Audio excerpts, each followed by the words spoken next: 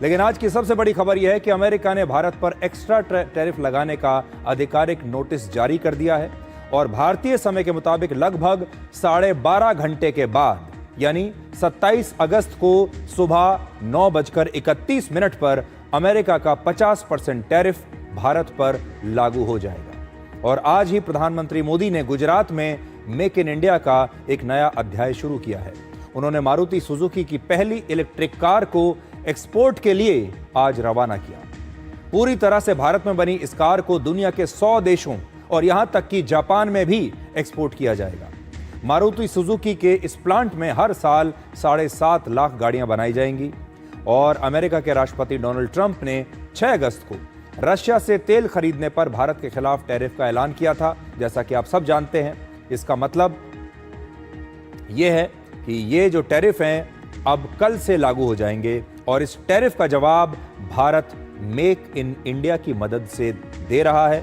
और ये आज की तस्वीरें हैं जो इस समय आप देख रहे हैं अपनी स्क्रीन पर। आप एक तरफ डोनाल्ड ट्रंप को देख रहे हैं जो 50% टैरिफ भारत पर लगा देंगे कल से, और दूसरी तरफ प्रधानमंत्री मोदी हैं जो इंडिया फाइट्स बैक को लीड कर रहे हैं। और आज वो गुजरात में मारुति सुजुकी के प्लांट में गए जहां पर made in India electric car बनाई जा रही है और ये कार दुनिया के 100 देशों में बेची जाएगी। कल पूरे देश में गणेश चतुर्थी का त्यौहार मनाया जाएगा। सनातन धर्म में कोई भी नया काम शुरू करने से पहले भगवान गणेश की पूजा की जाती है और आज प्रधानमंत्री मोदी ने मेक इन इंडिया की मदद से अमेरिका के टैरिफ का जवाब देने की रणनीति का भी श्री गणेश कर दिया है। गणेश उत्सव के इस उल्लास में आज भारत की मेक इन इंडिया इस यात्रा में एक नया अध्याय जुड़ रहा है। ये make in India, make for the world हमारे उस लक्ष्य की तरफ एक बड़ी छलांग है। आज से भारत में बने इलेक्ट्रिक व्हीकल्स 100 देशों को एक्सपोर्ट किए जाएंगे। हमारे पास स्किल्ड वर्कफोर्स का बहुत बड़ा पूल है, इसलिए कि हमारे हर पार्टनर के लिए विन विन सिचुएशन बनाता है। अब दुनिया के दर्जनों देशों में जो ईवी चलेगी उसमें लिखा होगा मेड इन इंडिया। तो प्रधानमंत्री मोदी ने यह बता दिया है कि अमेरिका का मुकाबला करने के लिए मेड इन इंडिया ही एकमात्र रास्ता है। अमेरिका के टैरिफ का जवाब देने में आप सब यानी हमारे देश के 146 करोड़ लोग भी बहुत मदद कर सकते हैं। आपको भी इसमें अपना रोल निभाना पड़ेगा, आपको भी इस मुहिम में पार्टनर बनना पड़ेगा। और आप पार्टनर कैसे बन सकते हैं? आज से आप ये तय कीजिए कि आप अब स्वदेशी सामान ही खरीदेंगे, मेड इन इंडिया भारत में बना सामान खरीदेंगे। बाजार में कोई भी सामान खरीदते समय दुकानदार से जरूर ये पूछिए कि क्या ये सामान मेड इन इंडिया है। ऑनलाइन सामान खरीदते समय भी आप ये जांच कर सकते हैं कि ये सामान कहां का बना हुआ है, और देश के दुकानदार भी ये तय कर लें अगर कि विदेशी सामान बेचने के बदले वो बहुत गर्व से अपनी दुकान पर एक बोर्ड लगाएंगे जिसमें लिखा होगा कि यहां भारत में बना स्वदेशी सामान ही बेचा जाता है, तो फिर ये एक बड़ी मुहिम बन सकती है। अगर देश के 146 करोड़ लोग हर महीने सिर्फ 500 रुपए का स्वदेशी सामान भी खरीदें तो हर महीने 73,000 करोड़ रुपए और एक साल में 8,76,000 करोड़ रुपए भारतीय उद्योगों को मिलेंगे। इस उदाहरण से आप समझ सकते हैं कि भारत के कंज्यूमर्स की आर्थिक ताकत यानी भारत के जो ग्राहक हैं, हम सब लोग अगर मिल जाएं तो हमारी आर्थिक ताकत कितनी बड़ी है। हम किसी भी सामान को हिट कर सकते हैं और किसी भी सामान को फ्लॉप कर सकते हैं। आप जरूर जितना मैं आपको बता रहा हूं इससे कहीं ज्यादा कीमत का सामान हर महीने खरीदते होंगे, लेकिन मेड इन इंडिया सामान खरीदने पर जोर देकर आप ये तय कर सकते हैं कि आपका पैसा देश के अंदर रहेगा। देश में जो सामान बनाने वाले लोग हैं, हमारे देश की कंपनियां हैं, उनके काम आएगा। आपका पैसा उन तक पहुंचेगा और देश की ताकत बढ़ाने पर आपका ये पैसा खर्च होना चाहिए। ये एआई की मदद से हमने आज देश की दुकानों के बारे में ये छोटा सा वीडियो आपके लिए बनाया है कि अब हमारी कल्पना में भारत की दुकानें कैसी होनी चाहिए, बाजार कैसे होने चाहिए, वहां पर बोर्ड लगे होने चाहिए कि यहां स्वदेशी सामान मिलता है, मेड इन इंडिया, स्वदेशी। चारों तरफ जब आप बाजार में जाएं तो आपको यह बोर्ड देखने को मिले। अमेरिका ने यह 50% टैरिफ लगाकर भारत के 146 करोड़ लोगों को बहुत बड़ी चुनौती दी है और भारत के सभी लोग मिलकर मेड इन इंडिया की इस ताकत से अमेरिका को जवाब दे सकते हैं।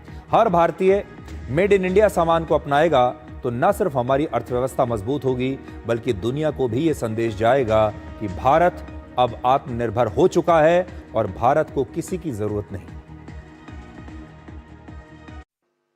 स्वदेशी, ये हमारा जीवन मंत्र बनना चाहिए दोस्तों। गर्व से स्वदेशी की तरफ चल पड़ो। और यहां जापान के द्वारा जो चीजें बन रही है ना, ये भी स्वदेशी है। मेरी स्वदेशी की व्याख्या बहुत सिंपल है। पैसा किसका लगता है उससे मुझे कोई लेना देना नहीं है। वो डॉलर है, पाउंड है, वो करेंसी काली है, गोरी है, मुझे कोई लेना देना नहीं है। लेकिन जो प्रोडक्शन है उसमें पसीना मेरे देशवासियों का होगा। पैसा किसी का, पसीना हमारा। जो प्रोडक्शन होगा उसमें महक मेरी देश की मिट्टी की होगी, मेरी भारत मां की होगी। स्वदेशी के मार्ग के लिए मैं आज मेरे देशवासियों को निमंत्रण दे रहा हूं। मैं आपको निमंत्रण दे रहा हूं। आइए हम सब चल पड़े। 2047 विकसित भारत बना के रहेंगे। राष्ट्रपति ट्रंप के आदेश के बाद भारत के खिलाफ अब एक नोटिस जारी कर दिया गया है और यह नोटिस है 50% टैरिफ का। जैसा मैं आपको बार बार बता रहा हूं, यह 50% टैरिफ कल से भारत पर लागू हो जाएगा और इस नोटिस में 4 बड़ी बातें हैं। पहला, 27 अगस्त को सुबह 9:31 के बाद जिन भारतीय वस्तुओं को अमेरिका के बाजारों में बेचा जाएगा, अमेरिका भेजा जाएगा, उन पर नया टैरिफ लगेगा। अमेरिका ने पहले ही भारत पर 25% टैरिफ लगाया था और फिर 25% टैरिफ बाद में और बढ़ा दिया क्योंकि हम रशिया से तेल खरीद रहे हैं, इसलिए यह टैरिफ एक पेनल्टी है। यानी कुल मिलाकर अब भारत पर 50% टैरिफ अमेरिका कल से लगा देगा। दूसरा, जिन सामानों को 27 अगस्त से पहले भारत से अमेरिका भेज दिया गया है, उन्हें 17 सितंबर तक नए टैरिफ से छूट मिलेगी क्योंकि यह पहले ही जा चुका है सामान।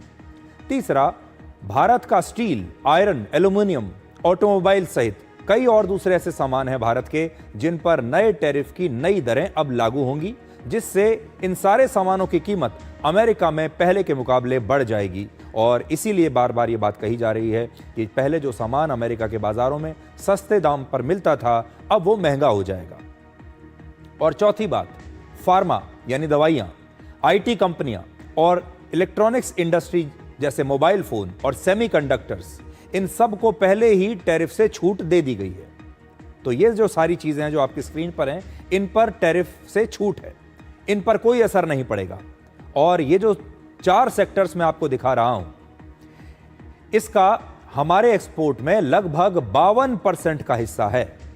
तो देखिए, फार्मा, इलेक्ट्रॉनिक्स का और जो अभी मैंने दूसरी चीजें आपको बताई हैं, इनका 52% हिस्सा हमारे कुल एक्सपोर्ट का है।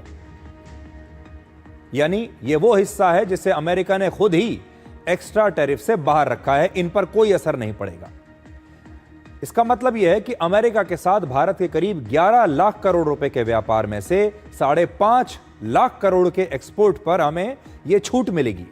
और इसका मतलब यह बनता है कि टैरिफ की नई दरों का हमारे ऊपर बहुत कम असर पड़ेगा। यानी 52% जो हमारा एक्सपोर्ट है वो तो वैसे ही इससे बाहर निकल गया, बाकी का जो 48% बचा है उस पर यह टैरिफ लगेगा। और इसमें फार्मा, आईटी और इलेक्ट्रॉनिक्स जो है उस पर यह छूट मिली है। अब एक तरफ डोनाल्ड ट्रंप भारत पर 50% टैरिफ लगा रहे हैं और दूसरी तरफ अमेरिका के ही एक मशहूर वित्तीय संस्थान जिसे मॉर्गन स्टैनली कहते हैं, मॉर्गन स्टैनली ने अपने नई रिपोर्ट में भारत को दुनिया का सबसे प्रतिष्ठित उपभोक्ता बाजार बताया है। तो इन बड़ी बड़ी कंपनियों का और मॉर्गन स्टैनली का यह कहना है कि भारत दुनिया का सबसे बड़ा बाजार है, सबसे ज्यादा प्रतिष्ठित बाजार है और दुनिया भर की सब जितनी भी बड़ी बड़ी कंपनियां हैं, जितनी मल्टीनेशनल कंपनियां हैं, सबकी नजर भारत पर है, सबकी नजर भारत के बाजार पर है। और बड़ी बड़ी कंपनियां भारत में आकर अपनी दुकान लगाना चाहती हैं, निवेश करना चाहती हैं, यहां पर अपना प्लांट लगाना चाहती हैं, यहां मैन्युफैक्चरिंग करना चाहती हैं और इस बाजार में अपना सामान बेचना चाहती हैं। लेकिन डोनाल्ड ट्रंप उल्टी गंगा बहा रहे हैं। उन्हें भारत का बाजार अब आकर्षित नहीं कर रहा, वो भारत के बाजार को अपने से काटना चाहते हैं और असल में इससे अमेरिका का ही नुकसान होगा। नुकसान भारत का होगा लेकिन बहुत मामूली, ज्यादा नुकसान होगा अमेरिका का। और उसमें भी अगर भारत ने मेक इन इंडिया शुरू कर दिया तब तो भारत का यह नुकसान भी नहीं होगा। अब आपको यह बताते हैं कि अमेरिका के टैरिफ का मुकाबला करने के लिए मेक इन इंडिया के साथ भारत के पास और दूसरे कौन से विकल्प हैं, भारत कैसे फाइट बैक कर सकता है। तो पहला विकल्प यह है कि भारत अब यूरोप, अफ्रीका या फिर एशिया के देशों के साथ फ्री ट्रेड एग्रीमेंट्स करके अपना एक्सपोर्ट बढ़ा सकता है ताकि अमेरिका पर निर्भरता हमारी बहुत कम हो जाए, ताकि हम ये कह सकें कि अब हमें अमेरिका के बाजारों की जरूरत ही नहीं है, हमें नहीं एक्सपोर्ट करना अमेरिका को, क्योंकि हमारे सामानों के पास अब दूसरे बाजार हैं, हम दूसरे देशों को एक्सपोर्ट करेंगे। इस समय अमेरिका भारत का सबसे बड़ा ट्रेडिंग पार्टनर है, इसलिए हमें अब दूसरे देशों को बड़ा ट्रेडिंग पार्टनर बनाना चाहिए। दूसरी बात यह है कि भारत पर टैरिफ की वजह रशिया को बताया गया है, इसलिए भारत अब रशिया के साथ अपना रणनीतिक सहयोग और ट्रेड यानी व्यापार और बढ़ा सकता है और बढ़ाना भी चाहिए। तीसरा, भारत अपने टेक्सटाइल, ऑटो और अमेरिका के टैरिफ से प्रभावित दूसरे सेक्टर्स को बढ़ावा देने के लिए उन्हें अलग से सब्सिडी दे सकता है, जैसा कि चीन कर सकता है। अब समय आ गया है जब हम अपनी इंडस्ट्री को और ज्यादा बड़ा बनाएं, उन्हें ज्यादा सुविधाएं दें, उन्हें और ज्यादा सब्सिडीज दें ताकि वो दुनिया की बड़ी बड़ी कंपनियों के सामने आकर टिक सकें। और चौथा ये कि अमेरिका से जो सामान भारत खरीदता है उन पर अब जवाबी टैरिफ लगाया जा सकता है। हमें भी अमेरिका पर उल्टा उतना टैरिफ लगा देना चाहिए जैसे चीन कर रहा है, जिससे अमेरिका का वो सारा सामान अब भारत में महंगा हो जाएगा। भारत अमेरिका से कच्चा तेल लेता है, पेट्रोलियम और डायमंड्स जैसे कई दूसरे सामान खरीदता है। अमेरिका के टैरिफ का मुकाबला करने के लिए भारत, रशिया और चीन ये तीन देश मिलकर एक अपना ट्रोइका बना सकते हैं। ये ट्रोइका जो है ये रशियन भाषा का शब्द है। रशिया में ट्रोइका का मतलब होता है एक ऐसा रथ जिसे तीन घोड़े मिलकर खींचते हैं, या फिर एक ऐसा ग्रुप जिसमें तीन लोग मिलकर काम करते हैं। और ये जो तीन घोड़े हैं जो मिलकर इस समय दुनिया को खींच सकते हैं, ये हैं भारत, चीन और रशिया। और इसीलिए हम इसे एक नया ट्रोइका कह रहे हैं। एक ट्रोइका अगर ये बन जाएगा तो फिर ये अमेरिका को एक कड़ी टक्कर दे सकता है। रशिया इस समय दुनिया में तेल का तीसरा सबसे बड़ा सप्लायर है, जबकि भारत और चीन दुनिया में तेल का इस्तेमाल करने वाले, तेल को खरीदने वाले दो सबसे बड़े देश हैं।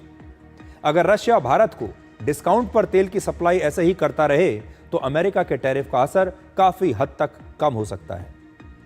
ट्रंप के टैरिफ के जवाब में भारत, रशिया और चीन मिलकर एक व्यापारिक गठबंधन भी बना सकते हैं। इन तीनों देशों को मिलाकर एक बहुत बड़ा बाजार बनेगा जिसमें लगभग 3 अरब लोग होंगे, जो दुनिया की आबादी का करीब 40% हिस्सा है। यानी सिर्फ एनर्जी और ट्रेड को ही अगर हम मिला दें तो इस ट्रोइका के जरिए एक ऐसी साझेदारी बन सकती है जो दुनिया में एक नए वर्ल्ड ऑर्डर की शुरुआत कर सकती है। आज प्रधानमंत्री मोदी मेक इन इंडिया के जरिए देश को आत्मनिर्भर बनाकर अमेरिका को जवाब दे रहे हैं। और आज से 83 वर्ष पहले 1942 में महात्मा गांधी ने अंग्रेजों के खिलाफ भारत छोड़ो आंदोलन शुरू करके स्वदेशी अपनाने की अपील की थी। इसलिए यह भारत में पहली बार नहीं हो रहा, एक बार पहले भी हो चुका है। महात्मा गांधी की एक आवाज पर उस समय देश के 38 करोड़ लोगों ने एकजुट होकर चरखे के जरिए आत्मनिर्भरता की लड़ाई लड़ी। और इस समय आज 2025 में भारत के 146 करोड़ लोग स्वदेशी सामान खरीदकर मेक इन इंडिया की ताकत को बढ़ा सकते हैं। प्रधानमंत्री मोदी ने टैरिफ के खिलाफ अभियान को मजबूती देने के लिए अभी आपने देखा होगा जीएसटी की दरों में भी बहुत कमी की है। अब जब जीएसटी की दरें कम हो जाएंगी तो इससे भारत में बनने वाला सामान सस्ता हो जाएगा, उसकी कीमत बाजार में और कम हो जाएगी। भारत की कंपनियां देश में ज्यादा सामान बेच पाएंगी और देश के लोगों को भी सस्ते दामों पर सामान मिलने लगेगा। ये एक बहुत बड़ा कदम है भारत सरकार का, जीएसटी को कम करना। और घरेलू डिमांड बढ़ने की वजह से हमारी मेक इन इंडिया जो मुहिम है और हमारी जो स्वदेशी कंपनियां हैं, इनकी एक्सपोर्ट पर निर्भरता कम हो जाएगी। ये जितनी बड़ी बड़ी कंपनियां हैं, अब इन्हें एक्सपोर्ट करने की जरूरत ही क्या है, जब इनका सारा सामान अगर भारत में ही बिकने लगेगा तो इनका जो नुकसान है उसकी भरपाई हम अपने बाजार से कर सकते हैं। भारत के खिलाफ नोटिस जारी करने के बाद अमेरिका के राष्ट्रपति ट्रंप अब चीन को भी ऐसे ही टैरिफ लगाने की धमकी दे रहे हैं। उन्होंने कहा है कि अगर चीन ने अमेरिका को रेयर अर्थ मैग्नेट्स बेचना शुरू नहीं किया तो अमेरिका 200% तक टैरिफ चीन पर लगा सकता है। रेयर अर्थ मैग्नेट्स का इस्तेमाल इलेक्ट्रॉनिक्स, सैन्य उपकरण और इलेक्ट्रिक व्हीकल्स में किया जाता है। रेयर अर्थ मिनरल से ही रेयर अर्थ मैग्नेट्स बनाए जाते हैं और चीन रेयर अर्थ मैग्नेट्स के मामले में पूरी दुनिया में पहले नंबर पर है।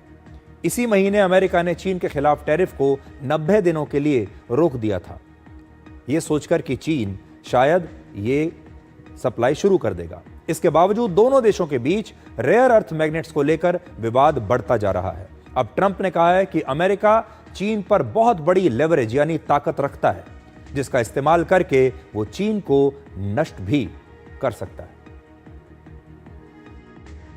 We have a much more powerful thing that's tariffs. If we want to put 100%, 200% tariffs on, we wouldn't do any business with China, and it would be okay too if we had to. But the magnet situation, we have tremendous power over them, and they have some power over us with magnets. We're going to have a lot of magnets in a pretty short period of time. Bharat में आत्मनिर्भर बनने की बात हो रही है, इसलिए आज आपको हम एक नया किस्सा बताते हैं, एक नई कहानी बताते हैं कि चीन कैसे आत्मनिर्भर बना।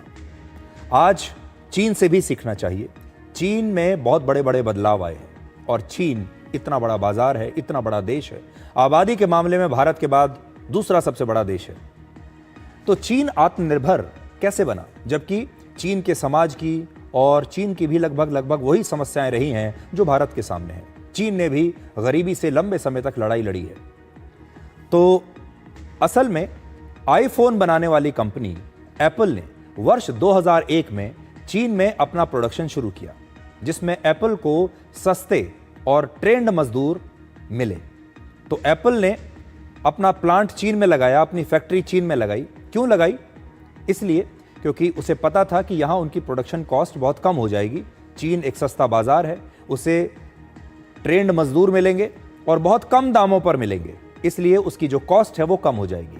तो उसने अपने फायदे के लिए चीन में अपनी फैक्ट्रियां लगाई और चीन के इंजीनियर्स और मजदूरों ने सप्लाई चेन और मैन्युफैक्चरिंग का आधुनिक तरीका एप्पल से सीख लिया और फिर एप्पल के इसी मॉडल की नकल करके चीन आज दुनिया में सबसे ज्यादा मोबाइल फोन बनाने वाला देश बन गया। तो देखिए, एक बहुत इंटरेस्टिंग आपको लाइफ लेसन में बता रहा हूं कि आज चीन दुनिया भर में इतनी बड़ी संख्या में मोबाइल फोन बनाता है, सबसे बड़ा मैन्युफैक्चरर है मोबाइल फोन का। कहां से सीखा उसने? एप्पल जब आया चीन में तो चीन के इंजीनियर्स ने, चीन के लोगों ने एप्पल की इस टेक्नोलॉजी को देख लिया और उन्होंने ये सोचा कि हम भी एप्पल जैसा फोन बना सकते हैं, बल्कि इससे बेहतर फोन बना सकते हैं और इससे भी सस्ता फोन बना सकते हैं। और आज पूरी दुनिया में चीन में बने फोन सबसे सस्ते माने जाते हैं। चीन के बने फोनों ने पूरी दुनिया के मार्केट को कैप्चर करके रखा हुआ है। भारत में भी बड़ी संख्या में आपने देखा होगा चीन में बने फोन आप में से बहुत सारे लोगों के पास होंगे।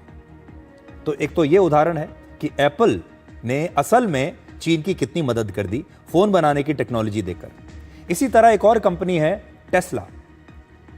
टेस्ला ने भी चीन में अपनी फैक्ट्री लगाई और टेस्ला गाड़ियों का निर्माण चीन में शुरू किया, इसीलिए कि चीन का जो बाजार है वो सस्ता है, मैन्युफैक्चरिंग सस्ती है, मजदूर सस्ते हैं और टेस्ला को बहुत पैसा बचेगा अगर उसकी प्रोडक्शन कॉस्ट कम हो जाए।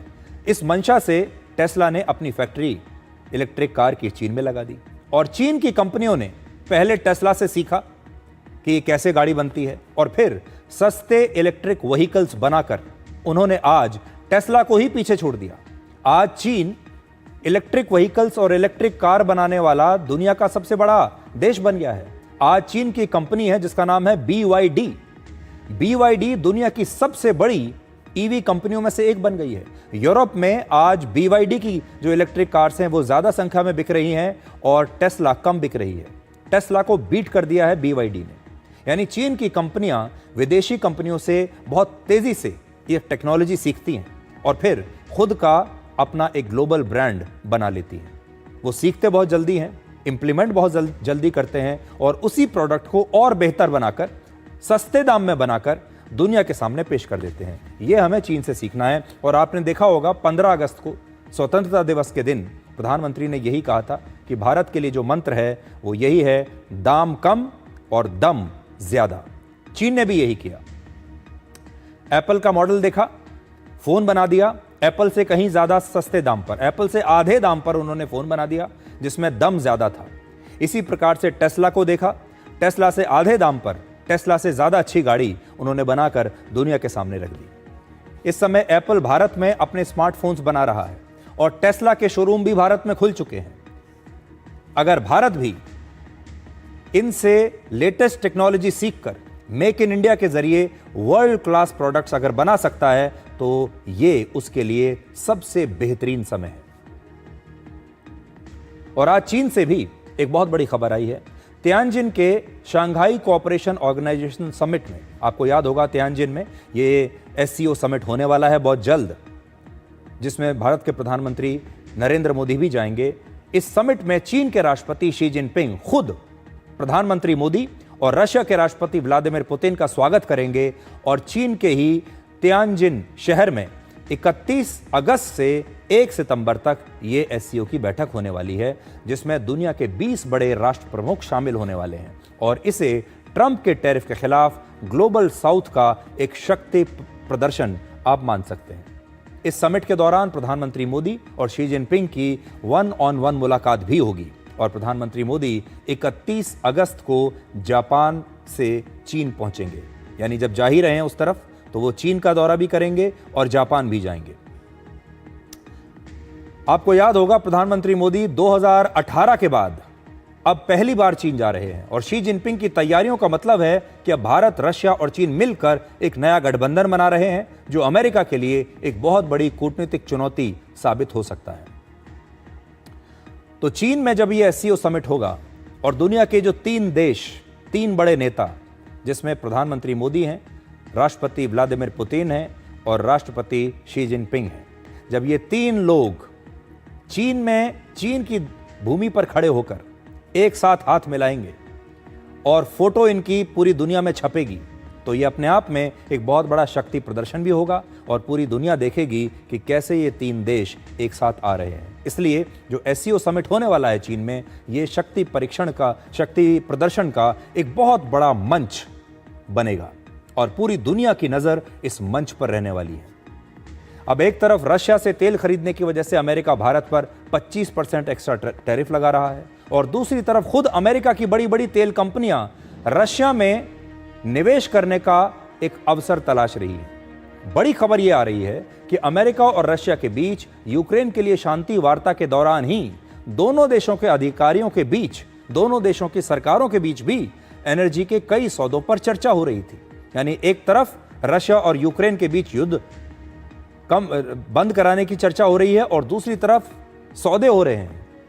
अगर रशिया शांति समझौते के लिए तैयार हो जाता तो अमेरिका की एक कंपनी एक्सॉन मोबिल एक बार फिर से रशिया के तेल और गैस प्रोजेक्ट्स में निवेश कर सकती है और एक्सॉन मोबिल ने वर्ष 2022 में भी यूक्रेन पर हमले के बाद रशिया में अपना प्रोजेक्ट छोड़कर यह कंपनी बाहर आ गई थी। लेकिन अब यह कंपनी दोबारा रशिया में वहां के बाजारों में प्रवेश कर सकती है। तो यह सब कुछ पूरी दुनिया में इस समय चल रहा है, लेकिन आपके लिए बड़ी खबर, जैसा मैंने आपको बताया, कल से ये टैरिफ लागू हो जाएंगे और अब से कुछ दिनों के बाद 31 तारीख तक आप देखिएगा चीन में एक बहुत बड़ा शक्ति प्रदर्शन होने वाला है, जहां पर चीन के राष्ट्रपति शी जिनपिंग खुद प्रधानमंत्री मोदी का स्वागत करने के लिए खड़े होंगे और उसके बाद चीन, रशिया और भारत का ये जो त्रिकोण है ये दुनिया देखेगी। अब हमारे देश में जो लोग